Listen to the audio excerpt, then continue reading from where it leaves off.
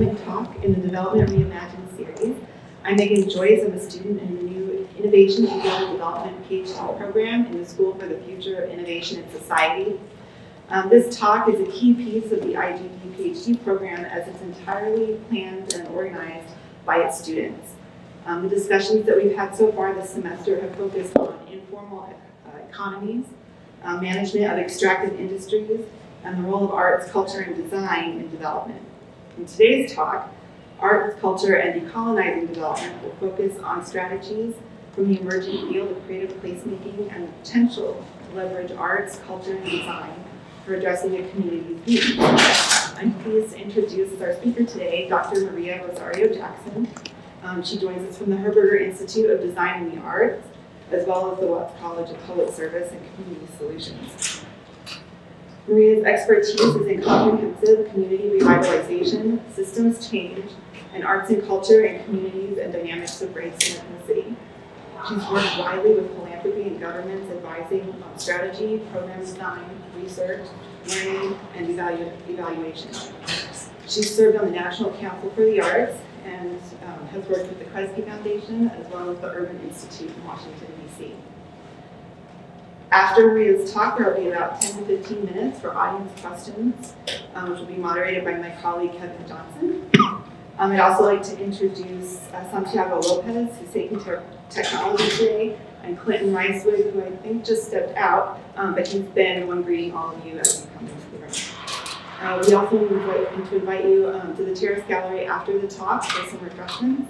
And we also hope that you can attend our final panel discussion next Monday on framing the future of development. Marie?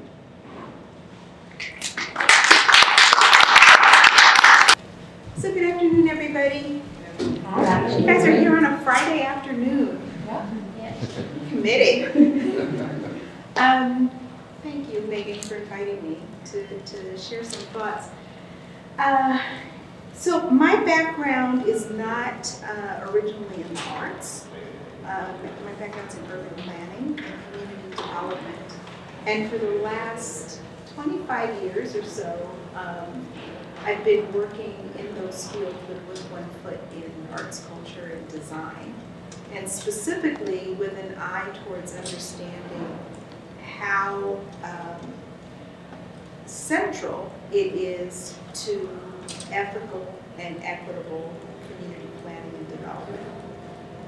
So I'm going to share some guiding principles. So these are ideas that undergird my work and have for a number of years. I think it's consistent with the idea of decolonizing development.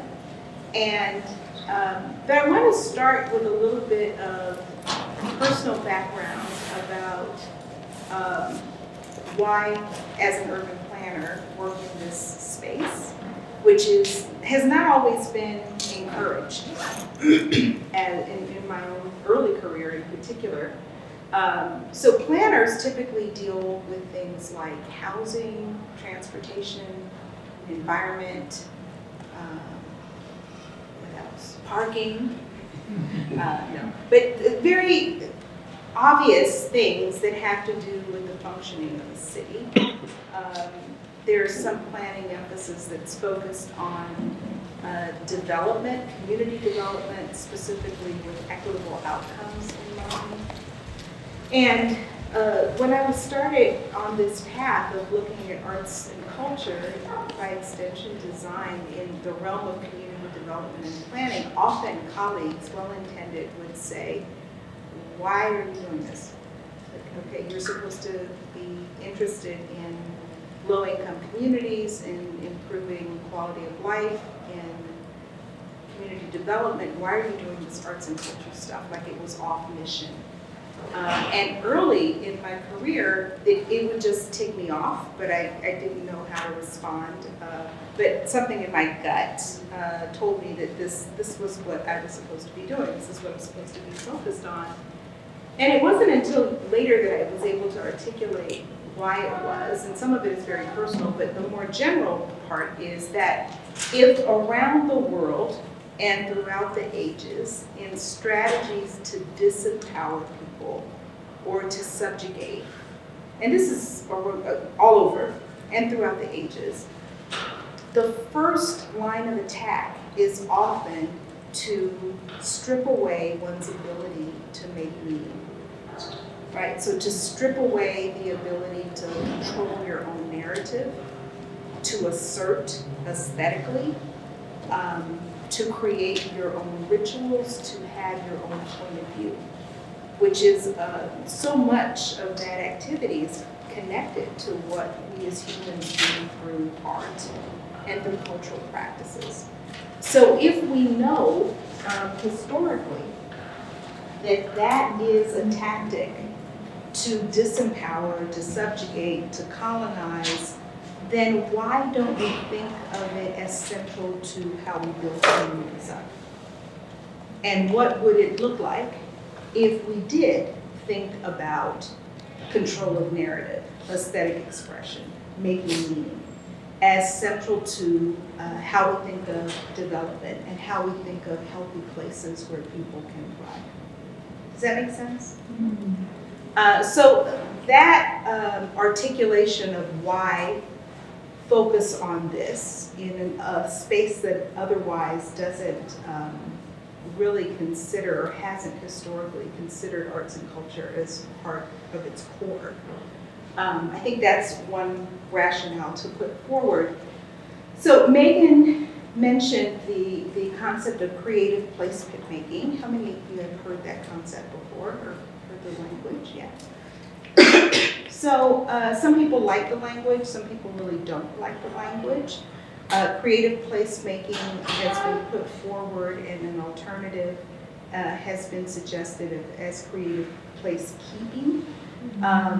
Whatever you call it, it really is about the integration of arts, culture, and design into community planning, development, and related fields. And the controversy over the term is in some ways useful because it brings about public debate about what we mean by this and what are some of the values inherent in work at its best. So creative placemaking is not altogether new or new-ish. The concept of placemaking comes out of urban design and urban planning fields, 60s, 70s.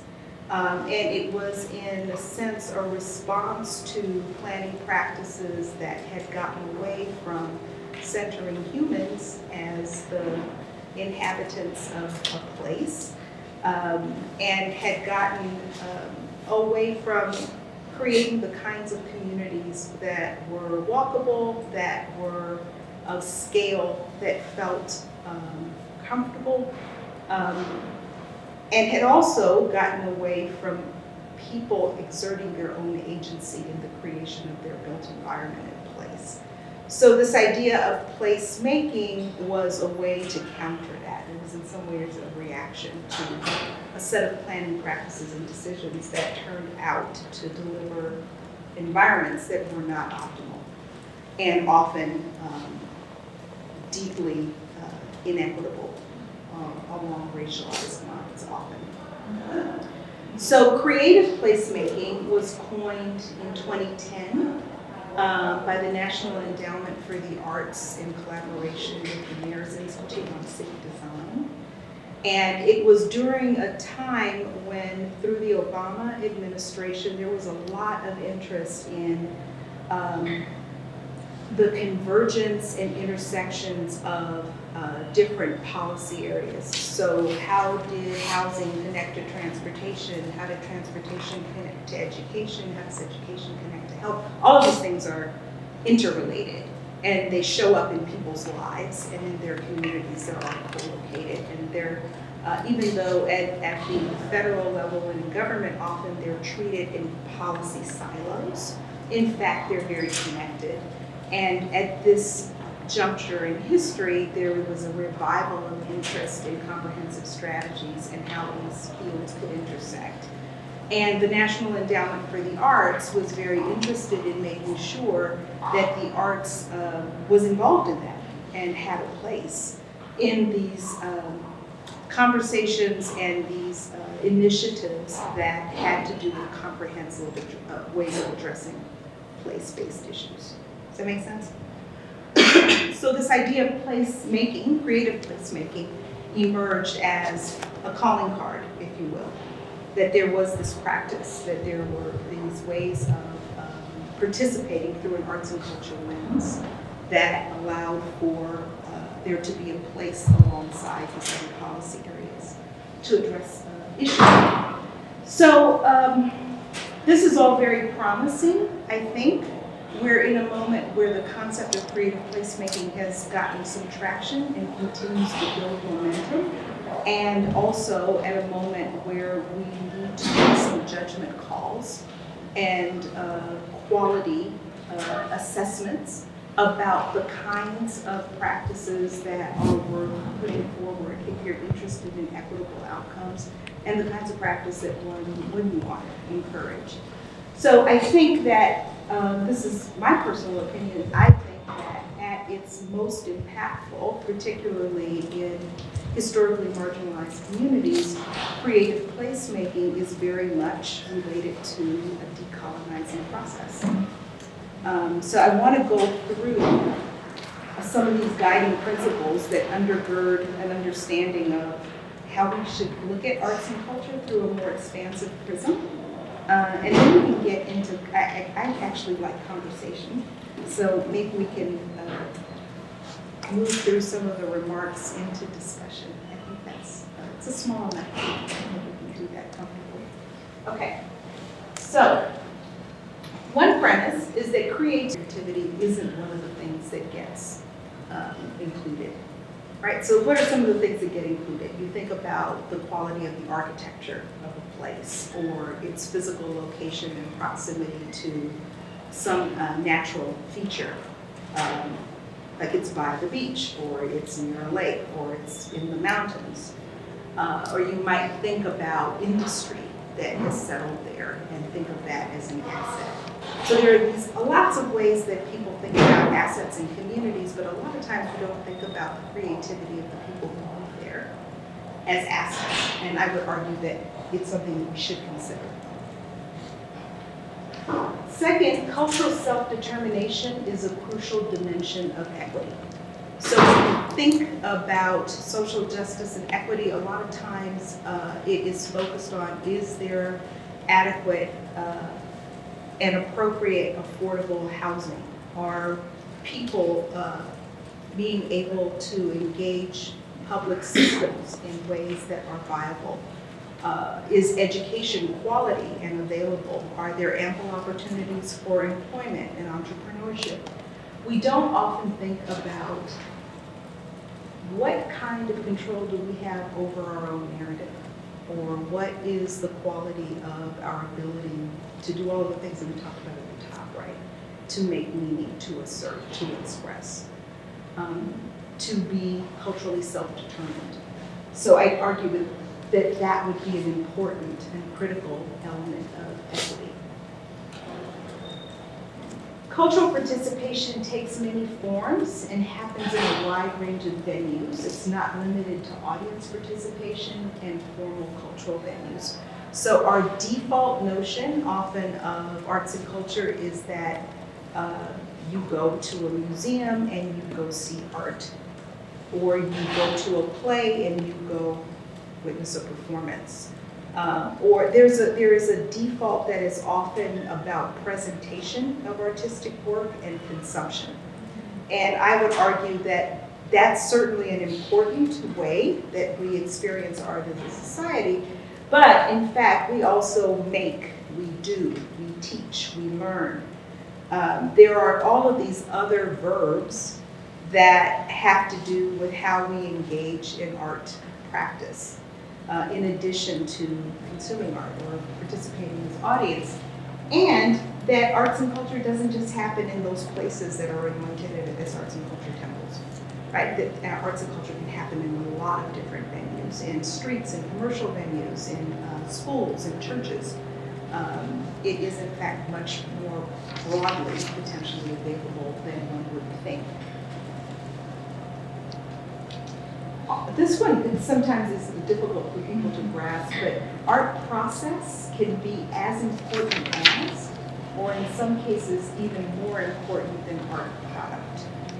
So again, because our default is to what is the thing that you make at the end that is supposed to be valuable, a lot of times that overshadows the creative process. And in some cases, particularly when you're looking at community ritual, or when you're looking at, and when I say art, when I think about artists, I have an elastic definition that includes what people might think of as culture bearers, who are folks that may not call themselves artists, but they're very much important because they're carrying traditional cultural practices that are aesthetic from one generation to the next. So I would put them in the same realm, even though they may not see themselves in the same way, but they're delivering something that is important for what we're interested in. So this idea that art process can be as important as, or in some cases even more interesting or important than the product, it's particularly problematic when we attach financial value to art. Because then how do you value the process? How do you go about establishing, and it's not that it can't be done, but it's not where we typically start.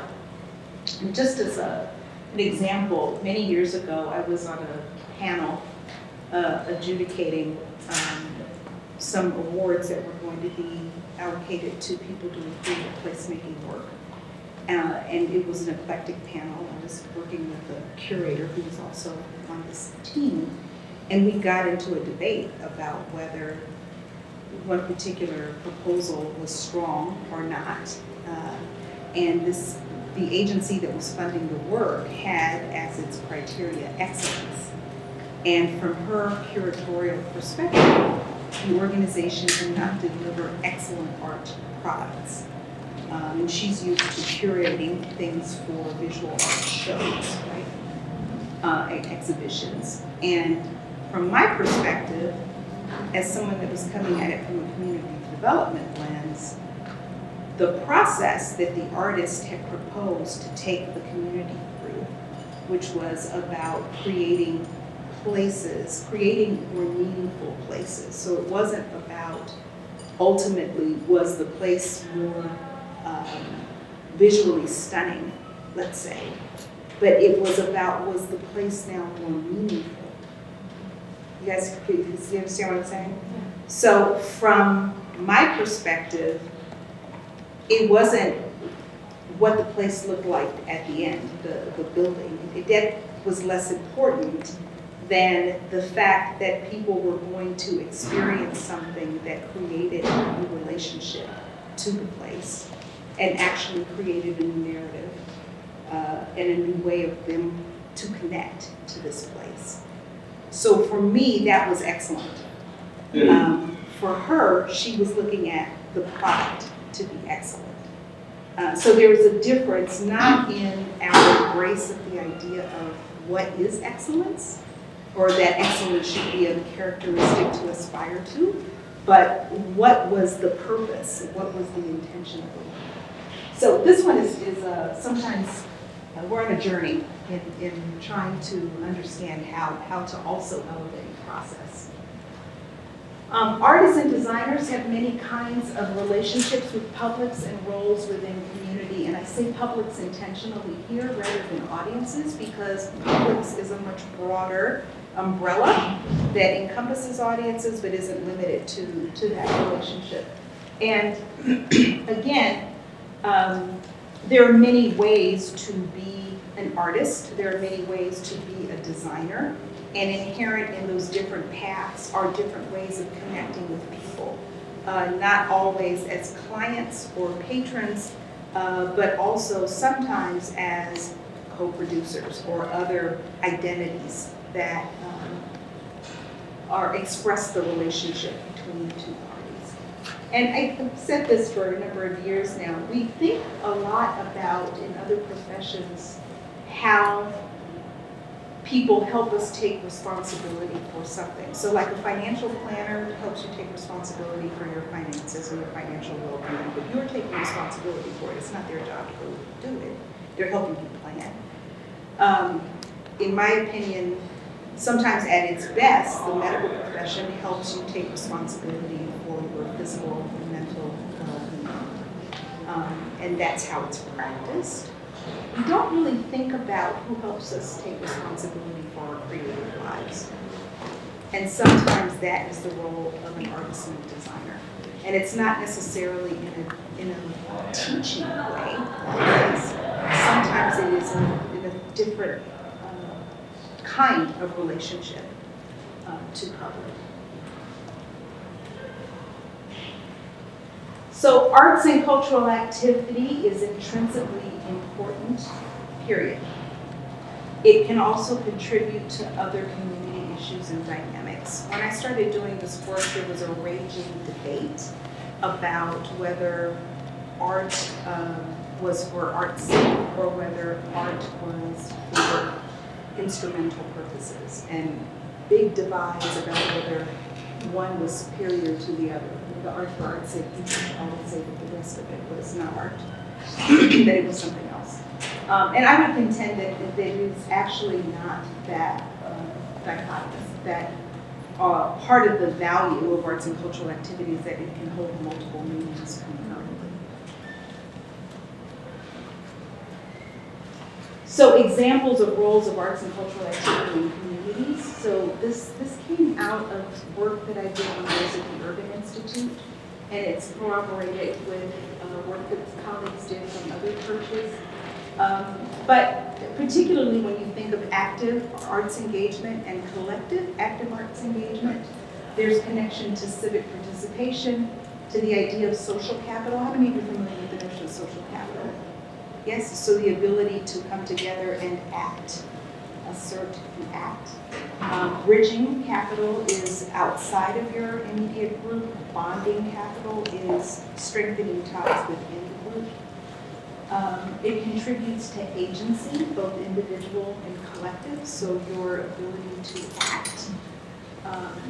Improvements in the physical environment often contributes to stewardship of place, preservation of cultural heritage, creation or affirmation of narratives and group identities, bridging boundaries of difference, and it also has, there's been a body of research around education impacts, health impacts, and economic development. And I have economic development in italics, not because I think it's the most important, but because it is the most salient in the public policy debate. So when people are trying to make the case for arts and culture, there's often a default to economic development arguments, even though all of this other stuff, there's beginning to be more and more evidence of all these other ways that it contributes. So in some ways, although it is necessary, I would argue that to put all your eggs in that basket is not to do the work justice. And that we have to advance our own ways of thinking to go beyond economic development as metrics of success, progress, quality. So how does all of this connect to the idea of decolonizing development? One of the things that is true with the creative placemaking work is that particularly for communities that have been historically marginalized, often at its best, the work is a way of addressing harm that has been done over time to cultural root. Does that make sense? So the ability to recover or the ability to think anew independently is something that is really critical and important when you're thinking about how do you undo some of the things that we have to reckon with as a society. Related to the creative placemaking work, but apart from it, is another strand of emphasis in evaluation and research that is around equitable evaluation. How many of you have heard about equitable evaluation? So equitable evaluation, particularly in philanthropy, has been a different way of thinking about the evaluation process that asks one to question whether the orthodoxies, the ways that we always do evaluation, are in fact inherently biased, and if they in fact are contributing to the things that we say we want to change. So what does that mean? So it means that you have to pause and ask the question, is the way that I am interpreting a concept or a method, is there bias in it? Is there something about the way we have done this and have created patterns of behavior in professions that in fact need to be unsettled? Do we need to think differently about how we frame the issue, how we collect data, or even how we think about valid ways of knowing? So this idea of equitable evaluation is something that's beginning to gain some traction. And it is not always comfortable space, right? Why isn't it a comfortable space? Because we are asking people to question their own expertise in some instances. And that can be very disconcerting. But it's necessary work. So I think that in relation to the topic of the talk today, this idea of equitable evaluation and research is actually really germane to the notion of decolonizing development, because in order to decolonize, if you will, you have to reckon with the fact that something happened, that there was harm, that there is trauma, that there are adaptive behaviors in response to that harm and trauma, and that these are things that have to be settled and turned around. So I'm going to stop there because I'm eager to hear what you guys think. Can I open it up to questions, comments, whatever? Thank you. You're going to moderate. Yeah, feel free. Go ahead. Well, thank you, Dr. Jackson, for so much presentation. And I actually, you just triggered a point that I remember from a conference I recently attended that was very much around, the session was very much around the idea of what is rethinking our approaches to design, and from more like the design thinking perspective, but what this, it was a social entrepreneur who developed this initiative around equity design, and what that means for her was that design actually needs to be really challenged in terms of who is included and who's leading the process.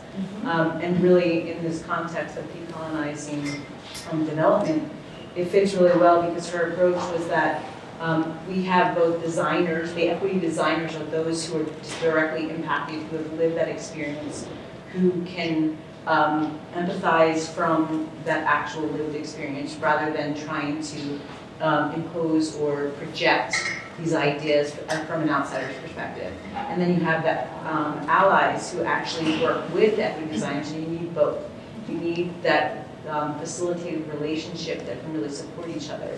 And what we've often done is the outside experts come in, especially in urban design or urban development, thinking about, we have expertise training, we have the higher level knowledge, we've seen what's been done, and we can actually assess at a greater level or with greater authority on what is necessary for these communities without, as you were talking about, like leaving out basically the voices of those and the agency of those from those actual communities themselves. And so this idea of like the really trying to prioritize that internal perspective through the equity design, really challenging that that agency to really come forth and drive the process, I thought was very important. What else? Hi, Dr. Jackson. You're giving me so much brown joy right now. You hit on a lot of things that I'm kind of also grappling with right now, like things that I'm working on. And I'm wondering if you could talk a little bit more about this trauma component and art, because I think it's easy to assume that it can be like really like therapeutic, but like how have you approached that component in the work that you've done or the work that you've seen? That's a good question, because trauma is something, it's a term that's certainly coming up a lot in public health. And it's beginning to come up in other fields as well. So people talk about trauma-informed care. There is care taken to understand when the perception of whether it's something spoken or something experienced could trigger something as a result of things that happened in the past. When I talk about trauma in relation to creative placemaking and to the integration of arts, culture, and design, and planning and development, there's a dimension of it that is that, but I really, my own work is more focused on what I said earlier, which is the recognition that if you look at the historical, the antecedents to some of the issues that we're contending with in many communities of different scales and sizes, part of what we're reckoning with is trauma that is the result of policy, that is the result of socioeconomic arrangements that perpetuate inequity on purpose. And there is the necessity to reckon with harm that has been done generationally. And harm can look like the inability to acquire wealth, right? That's one interpretation of harm. It can also look like the persistent denigration of an identity, right? So ideas around racial profiling and stereotyping that has one buy into some of the things that have been imposed. So I think that often the integration of arts, culture, and design in development and planning, often at its most impactful, it recognizes that historic harm and actively is intended to repair and also to think anew about what was harmed. Does that make sense? Thank you so much for that. As a follow-up, I'd really like to be able to visualize some of what you're saying. So is there any project that you could just talk us through how you went in, how you involved community engagement, how you decided perhaps as an outsider how to start to unearth some of that harm that's been done? So there's some work that I was doing with the California Endowment around building healthy communities. And in California, their Building Healthy Communities campaign has taken on environmental determinants of public health perspective. And as part of that work, I was doing a collaboration with an organization called ACTA, Alliance for California Traditional Arts. And part of what they do is unearth cultural assets in communities. So often the skills, perspectives, sometimes intangible qualities of communities and individuals, as well as tangible things that people would not necessarily immediately understand as assets, right? So one of the things that we did with ACTA as part of these Building Healthy Communities initiatives around the state was to do cultural asset mapping with residents. And the idea there is to get people to tell you what is valuable and important from their perspectives. And I remember there was one, we were debriefing from the cultural asset mapping, and it was a focus group discussion in Santa Ana, California, which is in Orange County. And there were several indigenous participants in the focus group discussion. And when we were talking about what did they experience, is that one of the examples that was given was that there was a person who was Mixtec and spoke Mixtec, spoke Spanish, and also was learning English. So English was actually his third language. And he talked about what it felt like to have somebody else recognize his ability to speak Mixtec as an asset, because it was something that he was actually had been ashamed of, because there were two layers of social interactions that led him to believe that that was not valuable. So to have someone else recognize that skill set as something to be lifted up and celebrated, it was removing shame. So that's an example, right? So what does that mean? So now that there is pride about the Mixtec language, or there's a potential for a revival of interest in the Mixtec language and people claiming that and owning it, what does that mean in terms of education, in terms of health, in terms of design, and how we think about appropriate places that celebrate one's humanity? Right, so that's an example, is the idea of cultural asset mapping, but doing it through the lens of people who live there, providing a space and a mechanism through which they can begin to see anew the things that may have been otherwise discarded. So can you then take us a step further to share how that was materialized in an artistic process or So the way they did it in the Building Healthy Communities work, there was filming that happened. So it was documented in a film that was providing an alternative narrative about what this neighborhood is about. So there was that. There's another project, though, I would encourage you all to go look at it. It's called Willowbrook Is. And it was a project that happened also in California in the Watts Willowbrook neighborhood, which has publicly a not very positive reputation. There was an artist, Wasted Wu, who is a socially engaged artist, that was tasked with creating a process and method for cultural asset mapping in this community.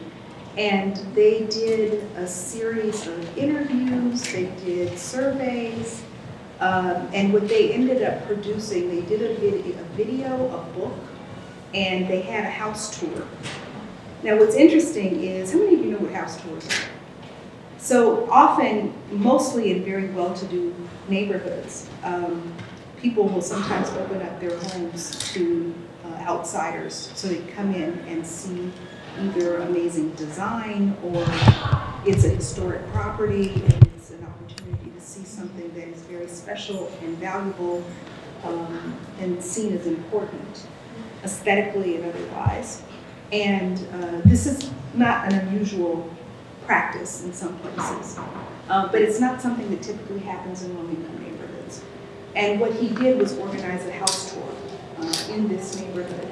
And the result was that people had all kinds of things that they were proud of, and passions that they wanted to put on display, that they wanted to share with their neighbors and anybody else who was interested. All kinds of things came up. So there was somebody who had developed a sculpture garden in their backyard from things that were discarded. They had created these amazing sculptures. There were other instances where there was a different kind of design sensibility around the way they fashioned their living rooms. But it was an opportunity for people to put on display things that were very personal, were very valuable. People didn't know it existed. People had collections of things that they had either made themselves or had collected from generation to generation over the years. It was really amazing. And it was another face of the community that people wouldn't necessarily know existed. My question, I think, is a beautiful project. My question is always, to your inclination to take things to the next step, so what? So now that you have this alternative, additional understanding of this place and these people, what does it mean? How does it impact your practice as whatever you are? Whether you're a social worker or a developer or what have you.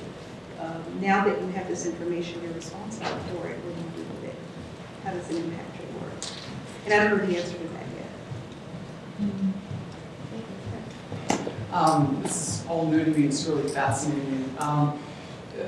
Maybe about a month ago, there was a city planning, like, exploratory meeting that Tempe put on, and they were kind of running this idea by people about making southern Tempe kind of like a makerspace district, and they kept sort of thinking of it in terms of like a economic development kind of a thing, or something that might be like a startup kind of a thing, or it seems like they were really focused on those aspects. And I'm wondering if you have any thoughts about having like, or when cities try to make that thing, I'm like they're trying to do it on their own. It's kind of like not there at the moment. They want to like foster that kind of spirit or that personality for that area. I'm just wondering if you have any thoughts about that, those kinds of urban planning or those kinds of activities.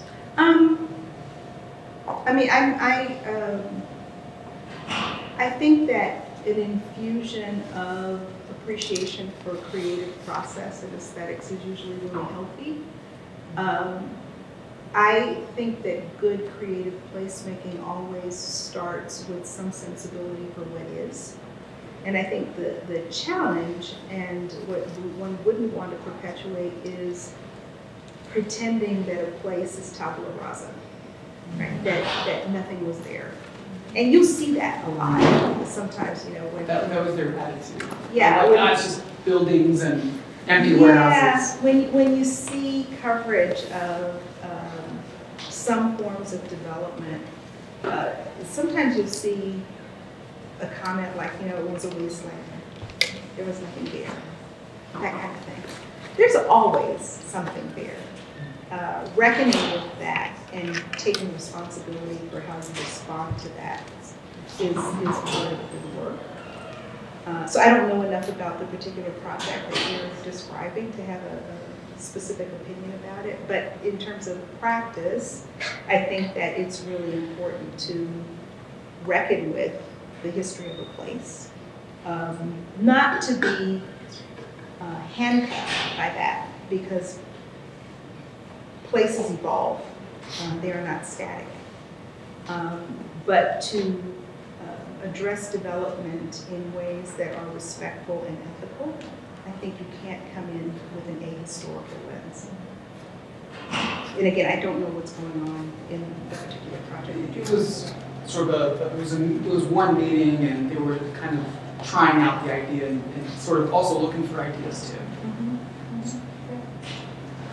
I think talk is fascinating, by the way, and thank you very much for coming. One question I would have is in reference to technology and space in the urban area, and how that potentially can either limit or even oppress certain groups, or on the flip side, how can we use the very same tools to pull away that oppression and enable? So say more. Just give an example. So populations that Yeah. are by distant, either they're distant in terms of the space between them and maybe the ability to live productive lives, say food availability or job availability.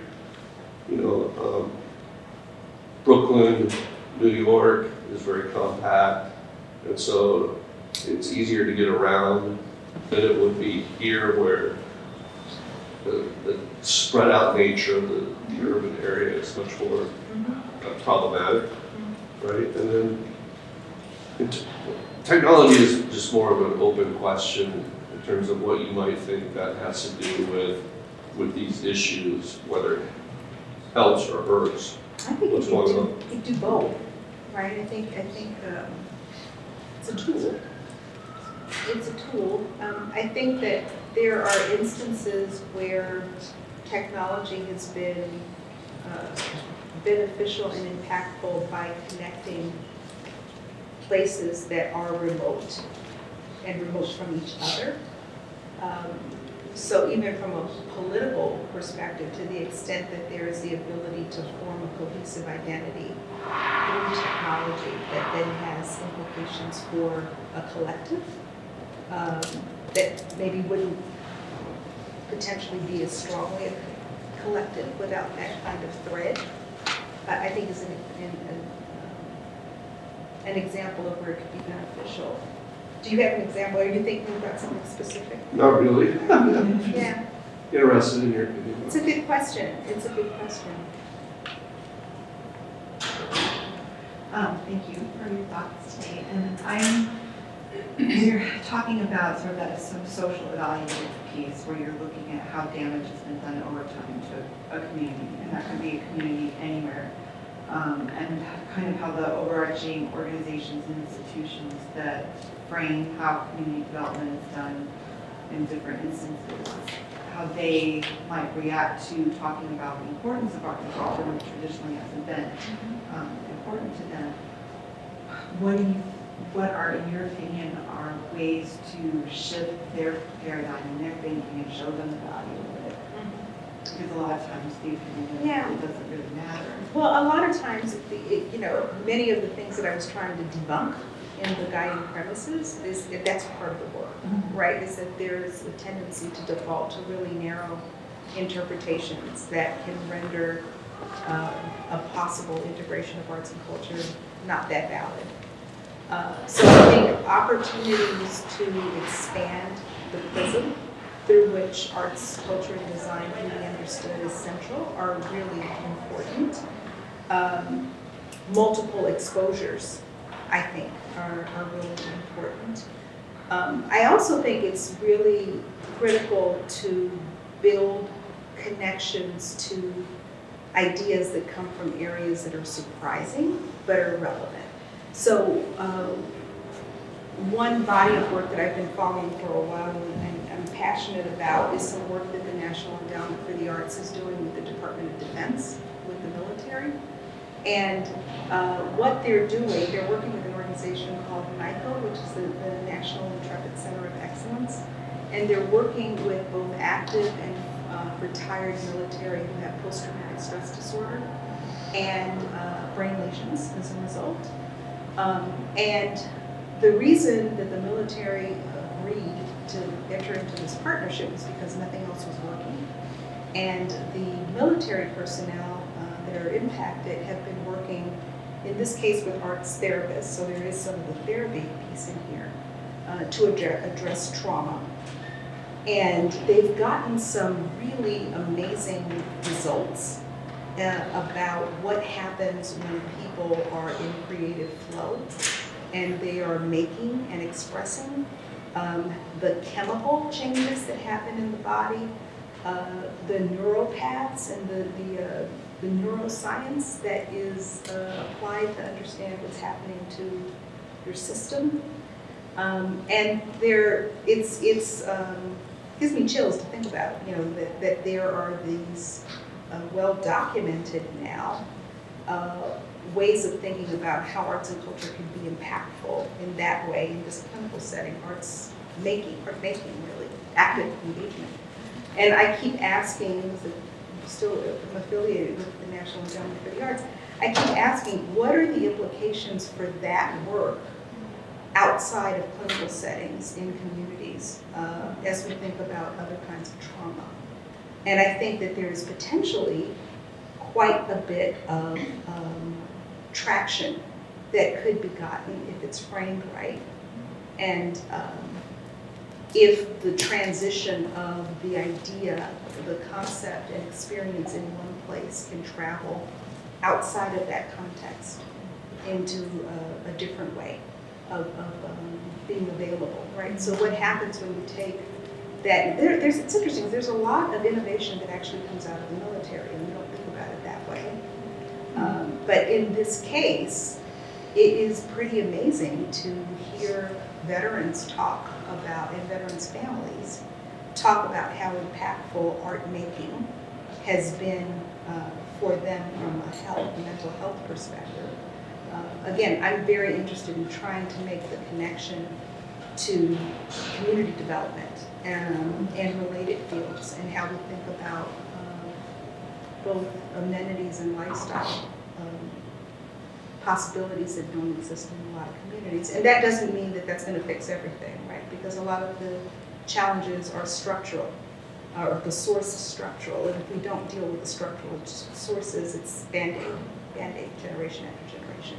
But I do think that that is still necessary. Go ahead. I'm curious if you know of any sort of research that's been done on the types of kind of skills or competencies that somebody who would want to do this type of work would need to have. Like you say that, because we're actually working on that here. Oh, cool. At ASU. So we're building some courses related to creative placemaking, and also working to integrate the sensibility into various schools. So the work that I'm doing, I have a cross appointment between NIDA and the Watts College of Public Service and Community Solutions, which includes community development, social work, public administration, criminal justice. So there is an effort to integrate curriculum as well as build potentially either areas of concentration or certification related to precisely what you're talking about, these core competencies. And the core competencies, and this is a whole other set of observations for another time, but just quickly, the core competencies, I think, have to do with some of the things I mentioned before, which is really understanding of context and people historically. So being really clear about, in the social sciences, sometimes we get caught up in asking what. So what does a place look like? So, what is the composition? We don't ask why. And I think that the why is a really important part of core competencies, to understand not just the demographics of the place and some other characteristics that are current, but the why is critical. So I think that's part of the core competencies. There's another set of core competencies that has to do with ethically engaging community and honoring wisdom that comes from sources that are not validated. That's another part of it. And then I think the third bucket, if you will, has to do with this expansive notion of arts, culture, and design. Dr. Chetri.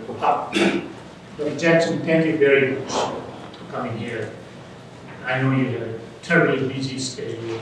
You decided to come here in this late afternoon, Friday afternoon. It is remarkable, and I can see your passion on art, design, and development.